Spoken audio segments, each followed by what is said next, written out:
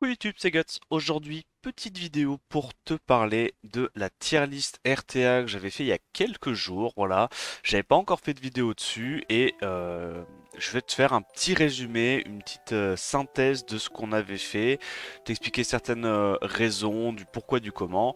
Si tu veux avoir plus de détails, tu auras en description normalement le lien vers la VOD complète. Du stream où on a fait cette tier list, hein, évidemment, pour avoir plus de raisons du pourquoi du comment. Je vais t'expliquer vite fait quels ont été mes critères pour établir cette liste. Déjà, tout d'abord, c'est une liste 100% RTA, d'accord. C'est-à-dire que je me concentre uniquement sur la RTA pour faire cette tier list, d'accord. Voilà, évidemment que Véronica en siège c'est pas joué ou en défense offense arène c'est pas joué, ok. Donc nous c'est 100% RTA pour que on soit bien d'accord sur le prisme avec lequel on regarde la méta actuellement. Et je vais te montrer vite fait voilà, comment moi je me suis débrouillé pour en arriver à ce résultat-là. Bon, déjà récemment, je me suis remis un petit peu à jouer en RTA depuis une deux saisons. Bah, une deux semaines, pardon. Ah, on est remonté à peu près top 50 actuellement. Donc j'ai eu l'occasion, tu vois, de voir à peu près qu'est-ce qui était joué en G3. En plus de ça, moi ce que j'aime bien utiliser, c'est des outils comme Summoners War Arena ou Summoners War Ranking. Bon là je vais te montrer Summoners War Arena juste pour le plaisir, parce que c'est plus beau, hein, le site est juste plus sympa à regarder. Donc tu vas dans la catégorie monstres. Moi évidemment pour faire mes choix, vu que je suis G3, j'aime bien regarder ça avec la G3 data. Donc en gros, ça prend que les statistiques des combats qui sont G3. Et donc tu vas pouvoir avoir plusieurs statistiques, la proportion dans laquelle le monstre est joué, la proportion dans laquelle il est ban, la proportion dans laquelle on prend le lead et le win rate. Donc est-ce que quand le mob est dans la draft, est-ce que tu gagnes ou pas? Voilà. Donc ça c'est intéressant pour se faire quelques avis sur certains des monstres, voilà. Et donc évidemment, moi comme je t'ai dit dans cette vidéo, je vais pas repasser, t'expliquer chaque monstre, pourquoi je les ai mis là, pourquoi le Varum du Phi. Mais je t'invite encore une fois à aller regarder la VOD si vraiment ça t'intéresse ou juste poser la question dans les commentaires, il n'y a pas de souci. Je pense que ça peut être une bonne solution pour partager un petit peu vos avis là-dessus. Alors pour moi, il y a plusieurs tier list, enfin il y a plusieurs catégories dans cette tier list. En gros, il y a la catégorie à partir de laquelle je décide si un mob doit être nerf ou pas. Donc c'est broken, ça veut dire broken dans le sens trop fort, d'accord. Dans le sens, pour moi, c'est au-dessus d'un mob qui est très très fort, c'est que c'est problématique pour le jeu. Voilà. Donc on a la catégorie broken, on a la catégorie top tier, donc dans le sens c'est très très fort dans ce contenu là, mais forcément c'est pas à un point où ça en devient problématique pour le jeu. La partie good, donc là c'est fort mais voilà, pas aussi fort. La partie situationnelle, la partie mauvaise idée, en fait pour moi c'est mauvaise idée, ça veut pas dire que c'est injouable, d'accord. Ça veut dire que si tu joues ça, tu vas entre guillemets t'handicaper. D'accord. C'est-à-dire que en fait, tu peux les jouer, il n'y a pas de souci. Tu peux même potentiellement faire G3 en jouant des conneries comme ça. Mais tu vas te mettre des bâtons dans les roues parce que tu auras d'autres options, même élémentaires, qui seront juste plus intéressantes pour monter. Ah oui, j'ai oublié de le préciser, hein, mais c'est une tier list Light and Dark. Voilà, c'est juste tier list Light and Dark en RTA. Euh, voilou. Évidemment, il manque encore quelques mobs. Parce que sur le site, il y avait pas toutes les dernières familles, hein, les Zenizek, les trucs comme ça. Il y avait même aussi certains mobs, genre par exemple Dorothy, tu vois. Dorothy n'y est pas. Elle n'était pas dans la tier list. Je crois que Trinity c'est pareil, il n'y était pas. Je sais pas pourquoi, pour aucune raison, mais voilà. Bon, il y a certains mobs qui y sont pas, mais la plupart des mobs qui y sont pas, ils sont soit en situationnel, soit en bad ID, soit en read soutière. Donc On va dire qu'on s'en fout, c'est pas le plus important. Dans le genre de tier list, ce qui est intéressant, c'est surtout de regarder le haut du panier. Euh, et donc voilà, et donc Read to Tier, c'est vraiment, c'est qu'il n'y a plus de doute, tu vois. C'est pas juste si tu prends le mob, tu vas te nerf un petit peu. Si tu prends le mob, tu vas aller skyrocket et barboter dans la mare au conquérant. Donc on s'en fout. En gros, c'est pour dire un peu mauvais, très mauvais. Voilà. Donc, pourquoi est-ce que je mets Veronica au-dessus de tout le monde dans la tier list? Bah, tu vas voir, c'est assez facile, hein. Tu vas ici, donc tu mets G3 data, win rate, alors on va mettre, on va dire 1000 parties minimum. Et donc tu vas voir que en G3, il y a, comme qui dirait, un petit mob qui est pique dans presque 15% des parties et qui a 57,51% de win rate. Et ça c'est problématique de fou. Parce que regarde, quand tu regardes, même regarde, on va avancer un petit peu. Tac, tu vois, derrière t'as Tianlang qui lui aussi est joué 15% des fois, hein, incroyable. Hein. Tianlang est omniprésent en G3. Ragdoll qui est connu aussi pour être omniprésent en G3 est à 17%. Sauf que lui, regarde, il a 54% win rate, Tianlang 55% win rate. Alors, c'est déjà très élevé, d'accord? C'est pour ça qu'ils sont en broken. Mais quand t'as autant de pick rate et en même temps le meilleur win rate, forcément, Veronica et Crackbrock, elle doit se faire oblitérer. Je ne sais pas comment il pourrait faire. À mon avis, il y a un truc à faire avec son sort 2. Nerf drastiquement son sort 2. Et puis du coup, bah, pour Ember, faire en sorte de buff son sort 3, tu vois, pour que forcément Ember soit pas impacté par ça. Mais là, en l'état, le kit de Veronica est absolument insupportable. La quantité de comptes qu'on n'a jamais vu en G3, qui là sont propulsés en G3 depuis qu'ils ont Veronica, c'est assez incroyable. Derrière, du coup, bah, en toute logique, hein, tu vois, on en parlait, Nikki, Tianlang, Ragdoll, Maximilian, parce que bah, ils ont énormément de win rate et pour un pick rate qui est relativement élevé pour du G3 hein, quand même. Quand tu vois que Nikki a 8% de pick rate alors que c'est un LD quoi, tu vois, il y a beaucoup d'élémentaires qui n'ont même pas autant de pourcentage de win rate. Hein. Ganymede 8%, Hathor qui revient un peu 4%, Pra, tu vois qu'on joue vraiment beaucoup, qui est connu pour être un des meilleurs élémentaires, n'est qu'à 10%. Donc forcément quand tu vois Nikki qui a 8% et qui elle se tape un win rate de 56% et demi et voilà, tu compares ça à une Pra, donc Pra qui est déjà très très forte, hein. Parce que là, je t'ai dit, dans la tier list, on a mis que les LD, parce qu'on voulait que ça aille un peu plus vite, tu vois. Mais clairement, Pra, elle serait dans la catégorie top tier, hein. Et malgré ça, tu vois qu'elle lui met encore une vitesse au niveau du win rate. Bref.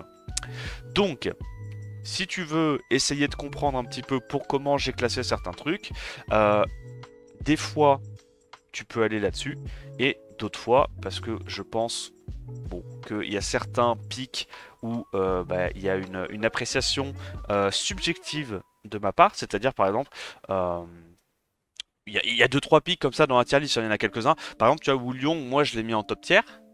Parce que bah, pour moi, Wulong, ça te permet une flexibilité dans ta draft. Quand tu pars du principe que tu as tous les mobs du jeu dans ta draft, donc tous les élémentaires et puis voilà, certains LD, le fait d'avoir un contest of speed et un leader skill de speed dans le même personnage, ça te permet du coup de faire des transitions outspeed qui sont assez exceptionnelles, donc en 2 pics hein, concrètement. On peut imaginer, tu vois, un début de draft, tu prends 3 mobs qui contestent pas spécialement l'outspeed, du style, je sais pas moi, Shizuka, Chongpong, Pra. Et puis donc là le mec il part aussi en bruiser parce qu'il voit que tu commences bruiser et il se doute pas que tu vas potentiellement vouloir l'outspeed et le clip CC et derrière tac petite transition Wulong machin. Donc moi je trouve ça très intéressant comme mob. Elenoa pareil hein, je pense qu'il y a beaucoup de gens qui seraient assez surpris de voir Elenoa aussi haut, mais parce que pour moi c'est un mob qui a un potentiel de fou furieux. Il faut bien comprendre que chaque monstre n'est pas joué à son plein potentiel à chaque fois, d'accord. Je vous rappelle quand même que Verdeil a été buff, il était en l'état, hein. Verdeil était en l'état, il n'a pas été joué en RTA, pendant peut-être 9 mois avant que Obabo commence à le jouer et nous fasse à tous réaliser que ben voilà, le mob est intéressant. Comme moi j'ai fait avec Vigor à l'époque ou dans une certaine partie avec Fran à l'époque. Voilà. C'est pas parce que un mob n'est pas beaucoup joué, a pas un bon win rate que forcément ça veut dire que c'est son état final et qu'il ne pourra pas avoir un meilleur win rate s'il est joué d'une façon différente, d'accord? Donc, il y a 2-3 mobs comme ça. Ça reste avant tout une tier list subjective, d'accord? C'est mon avis. Alors, bah, mon avis peut être plus ou moins proche de la réalité, mais au moins tu vois, c'est l'avis d'un mec qui joue au jeu et qui côtoie la RTA à haut niveau. Donc t'en fais ce que tu veux. Donc pour les top tiers, on a mis. Donc ça pour moi évidemment la catégorie Broken, Nikki, Tianlang, Ragdoll, Maximilian, ça c'est assez classique. Yong Hong, meilleur speed contest du jeu, on va dire c'est le plus flexible parmi les speed contests du jeu. Valentis, le potentiel de l'obstacle du monstre et il est irréel, hein, c'est littéralement un Verdeil qui contrôle et qui strip. Donc bah forcément dans un contexte d'anti-cliff CC c'est un peu crack-broc. On a également dans la partie top tier donc la Neftis post-nerf, la Gianna, la Oliberi qui est très très forte en bruiser. Seimei, on l'a vu là, il y a une recrudescence de Seimei, il y a énormément de gameplay bruiser qui ne peuvent jouer bruiser en partie parce qu'ils ont Seimei. Akroma également. Anne, ça je t'apprends rien, le mob depuis honnêtement quelques saisons c'est un des meilleurs bruisers du jeu, hein. Juste bonne stat de base, des dégâts de fou furieux, des CD courts, bénéficie pas mal des artefacts multi pour le jouer notamment en tocrit, voilà, très intéressant. Là Wulyong j'ai expliqué, Elenoa pour moi c'est un des picks les plus flexibles de tous les LD en RTA parce que tu peux soit la jouer en clip CC, soit la jouer en rebound, soit la jouer en contested speed. Honnêtement, le personnage est très complet, permet de faire beaucoup de combos intéressants. Shan, Kitian, Dashang, je les ai mis à côté. Pour moi, ça reste quand même en l'état deux des meilleurs mob contrôle du jeu. Voilà, parce que forcément Shan il peut pas glant sur son sort 3 et il a des CD très très courts, il tape très très fort sur le sort 2. Kitian Dasheng s'il commence à faire une seule fois son CC, bah c'est fini, il peut quasiment CC à lui tout seul une compo en face.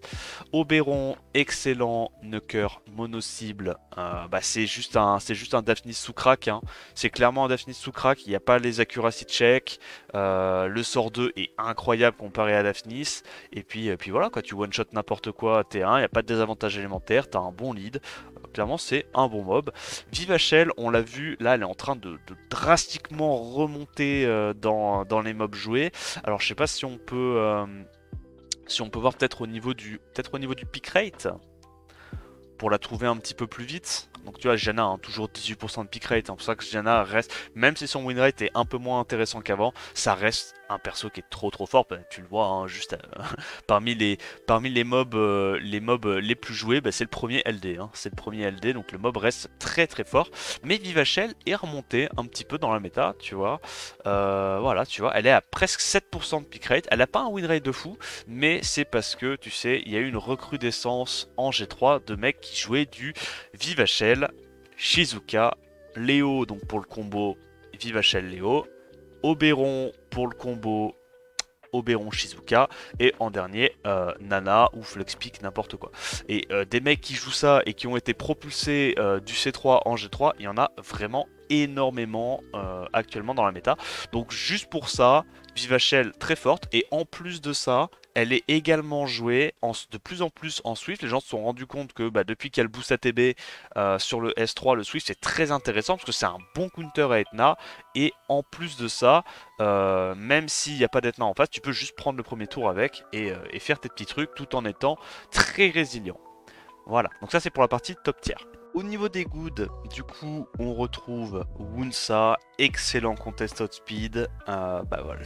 Le simple fait en fait que son S3 counter les ragdoll, quand tu vois en quelle quantité ils sont en G3, clairement c'est intéressant. Après, évidemment, tous les mobs qui ont en good, ils ont beau être très forts, il y a quand même des façons de pouvoir jouer autour. Ok, hein, c'est clairement pas top tier broken machin. On a Jackson également, et excellent anti-clip CC, le passif est très intéressant pour ça, mais son passif est quand même plus spécifique que pour Ragdoll, tu vois.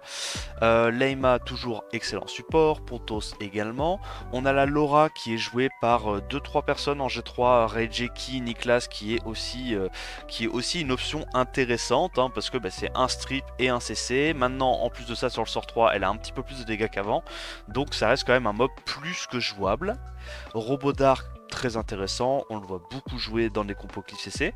Bella, Destiny, Narsha, ça c'est beaucoup plus dans une optique de bruiser, hein, donc des bons damage dealers mono-hit. Juste, ben voilà, ils sont un petit peu moins forts que Anne à mon sens, un petit peu plus situationnel. Parce que l'avantage vraiment de Anne, c'est en plus de ça, à haut niveau, bah, c'est que tu as le lead speed. Donc pouvoir prendre un mob bruiser extrêmement fort, mais qui en plus de ça t'apporte un lead speed intéressant pour speed contest, c'est un avantage non négligeable par rapport à ces trois petits loulous. On a également Alexandra, voilà, dans les anti-clips, en anti-clip, Alexandra ça reste Omega Broken. En plus de ça, en bruiser c'est également très intéressant. On voit Timbo d'ailleurs, hein, qui a un participant au SWC européen qui la joue beaucoup en top G3. Hein. Je crois que actuellement, si je dis pas de bêtises, Timbo il doit être top 10, un truc comme ça. Je crois que c'est top 10, j'ai pas envie de dire de bêtises. Jin'Yao qui est premier, incroyable, faudra que je fasse une vidéo sur lui. Clairement c'est mérité, il joue bien au jeu. Alors il est où le petit père Timbo? Sapin top 18. Là, Reijeki qui est top 23, qui le joue, hein, donc c'est pour te dire que c'est pas non plus impossible à jouer. Ah, Timbo a fait une petite descentada, donc toujours top 30, honnêtement. Honnêtement, Alexandra, c'est assez intéressant. Daniel, je crois qu'il s'appelle. Ouais, Daniel qui revient un petit peu dans certaines clips CC. Clairement, c'est un last pick, hein, mais c'est un last pick qui, s'il est bien pick, one shot à peu près la game, assez intéressant. Pareil pour Azima. On a d'autres bruisers, donc tout ce qui est Julian, Léona, Cadiz qui pour moi sont jouables. Maya, alors Maya j'en ai pas vu beaucoup, mais franchement sur le papier je me dis que le petit strip, le petit taunt de tour en anti-cliff ça peut quand même être sympathique. Parce que bah, notamment voilà hein, contre les mecs qui vont essayer de clip avec du Luchen ou quoi, je pense que c'est quand même assez cool. Kinky on en voit vraiment beaucoup en ce moment en G3. Il revient de fou dans la méta. En gros l'idée c'est que bah, Kinky il se fait pas gérer par tous les bruisers habituels, tu vois, les Masha, les Mei Wang, les trucs comme ça qui ont leurs dégâts basés sur le crit. Bah, Kinky il ignore un peu ça, donc forcément ça en fait un bon bruiser. Poney Light, anti-clip CC, why not? Shun en bruiser, Kraka en bruiser. Et puis après on a les pics un petit peu plus situationnels. Alors situationnels ça veut pas dire qu'ils sont moins forts, ça veut juste dire que c'est un peu plus c'est moins flexible comme pic, d'accord? Tu les piqueras moins souvent.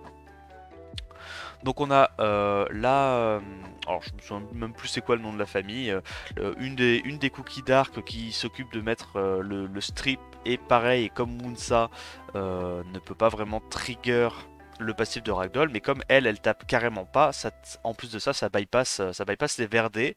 Donc pour moi c'est assez intéressant. Le seul problème comparé à Moonsa, c'est que Moonsa il a 118 speed de base, donc pour speed contest c'est très intéressant. Ça t'as 96 je crois de speed de base, donc tu peux pas speed contest. En gros, tu la joues vraiment que contre les adversaires qui se mettent sur le dos et qui speed contestent pas. Voilà. Donc pour ça qu'elle elle est dans situationnel. Douman en combat Heavy Bruiser, c'est très intéressant. Ogyonki en rebound contre de la clip CC, ça reste très intéressant également. Pater en anti-Diana, très fort. Hein, franchement, le mob est fort. C'est juste dommage qu'il ne counter entre guillemets un seul personnage.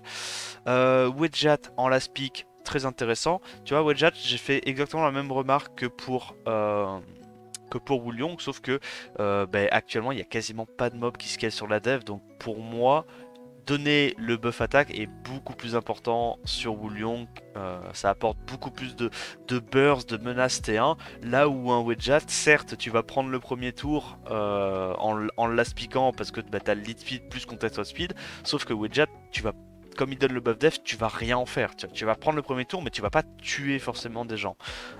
Donc pour moi, Wedjat beaucoup plus situationnel. Isis, pareil, situationnel, mais honnêtement, contre des compos full passif, ça reste très intéressant. Et Ludia, c'est un peu la même remarque que le cookie, hein. Tu vas le sortir vraiment contre les gens qui se mettent 100% sur le dos, aucun contest outspeed, et du coup, bah, ça va être très dur à tanker pour eux. Zeratou, quand en face il n'y a pas de stripper, forcément très très fort. Belzebub, quand en face il n'y a pas de reset, très très fort. Artamiel, quand il y a des compos avec pas trop de sustain, pas de CC, ou juste tu vois c'est axé sur du crit, tu vois, un truc du style Moore, Macha, Verdé, Meiwang, des trucs comme ça. Ça peut être très intéressant parce que bah, le mob forcément va mettre beaucoup de dégâts et a un potentiel de solo qui est très très intéressant. Mi-Ying, bah, Mi-Ying on en a vu pas mal contre des anti-Léo, on a vu aussi des Mi-Ying en triple revenge qui faisaient à peu près le taf sur les gameplays très bruiser, hein, bon, des trucs du style Mi-Ying, Ragdoll, Rakuni, enfin vraiment full mob à passif. Gelnir également s'est joué un petit peu contre notamment les Macha, les Joséphine, des trucs comme ça, hein. Les mobs où tu peux pas vraiment contrôler le fait que tu vas avoir des buffs dans ta compo. Donc à ce moment-là, Gelnir peut être intéressant. Zerat, c'est très bon anti-Léo, assez bon anti-cleave. Il y a même certains combats bruiser, si tu arrives à avoir le bon setup contre quelqu'un qui fait un peu n'importe quoi, tu peux te mettre à one-shot des gens, c'est sympa. Icarus, moi je la joue en anti-Léo, j'aime bien. Tableau, dans certaines compos, avec voilà, du tableau Jamir ou même juste avec du tableau en triple Nemesis, double Nemesis Will, c'est intéressant. Fran, c'est pareil. Veromos contre les compos où il y a beaucoup de CC, peu de damage, ça peut être intéressant. Celia, c'est un peu moins joué, je trouve, en ce moment en contest speed parce que il y avait un moment où Macha était omniprésente dans la méta, donc où elle était jouée une game sur deux. Là maintenant le pick rate a bien baissé, donc pour moi Celia c'était surtout fort contre Macha dans la méta. Vu qu'il y a un peu moins de Macha, forcément Celia elle descend. Ensuite, on a du Craig dans certains combats bruiser qui peut être intéressant, ou dans certaines cleaves qui peut être intéressant. En gros, c'est une bassette un petit peu moins facile à tanker.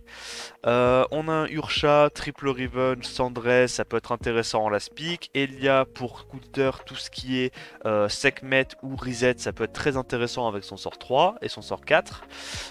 Et donc après, donc la catégorie mauvaise idée, bah là il y en a quelques-uns, il y en a quelques-uns. Nyx parce que bah, la plupart des CC c'est des réduits KTB et des strips, donc bah, ça trigger pas son passif, hein. En gros son passif s'active à chaque fois que tu poses un effet néfaste. Sauf que du coup, quand tu strip, tu ne poses pas d'effet néfaste. Quand tu contrôles ATB slash reset, tu ne poses pas d'effet néfaste. Donc en fait, le truc c'est que là où il y a beaucoup de gens qui font des erreurs quand ils piquent le Nyx, c'est que Nyx ne va pas t'aider à counter ces effets là. D'accord. Nyx il va essayer il va t'aider à counter la pose d'effets, sauf que actuellement les trois quarts des CC qui sont très forts, c'est des CC qui ne posent pas d'effet à proprement parler. Bon voilà, Gianna c'est un peu flop. Kiki, le problème c'est que ça demande trop de setup et si t'as pas de procvio, le perso sert à rien. Donc le truc c'est que si ton perso commence à servir à quelque chose à partir du moment où t'as tout le monde qui est strip et où il procvio, là où 90% des autres mobs CC du jeu terminent la game en fait si ils ont le même setup. Clairement Kiki pour moi c'est un peu une mauvaise idée. Jaeger c'est pareil, trop long à se mettre en place et on a juste l'option en fait de d'ignorer le reste de la team et de focus les Jaeger. Ou alors juste de cliff CC le reste de la team si l'adversaire n'a pas commit à fond en anti-cliff CC. Van Cleef, pas de lead speed, mauvais stat de base, clairement mauvaise idée. Mookwall, je pense que tant qu'il n'aura pas le strip sur sort 2 qui est à 100%, le mob sera un petit peu RNG. Pareil pour le singe, tant qu'il n'aura pas le CC à 100% sur son sort 3, c'est trop RNG, t'as pas envie de jouer ça. Nigong, depuis qu'il a été nerf sort 2, compliqué. El Charion, le problème c'est qu'il se loupe littéralement à chaque fois. Lydia, bon, c'est situationnel. En fait, ça pourrait être bien en anti-cliff CC, mais clairement, je pense qu'il y a des meilleures options. En fait, quand tu compares Lydia et Alexandra, pour moi, Alexandra est beaucoup mieux dans les trois quarts des situations. Donc, je pense pas que Lydia ça soit incroyable. Molly, depuis que Rakuni a été buff, je vois pas vraiment dans quel monde tu joues Molly over Rakuni. Amdoua trop RNG, les chats, Ça demande vraiment trop de proc. Et le petit truc light, ouais, je sais pas trop à quoi en penser, je l'aime pas trop. Et puis la catégorie Ritsutia, bah ça c'est juste que c'est flingué, c'est juste que c'est fatigué. Voilà, donc c'est à peu près tout pour ma tier list. N'hésite pas à me dire ce que tu en as pensé dans les commentaires, évidemment. Je lirai tous les commentaires. Et puis bah, n'hésite pas non plus à t'abonner à la chaîne, liker la vidéo. En attendant la prochaine vidéo, je te dis à plus, ciao ciao.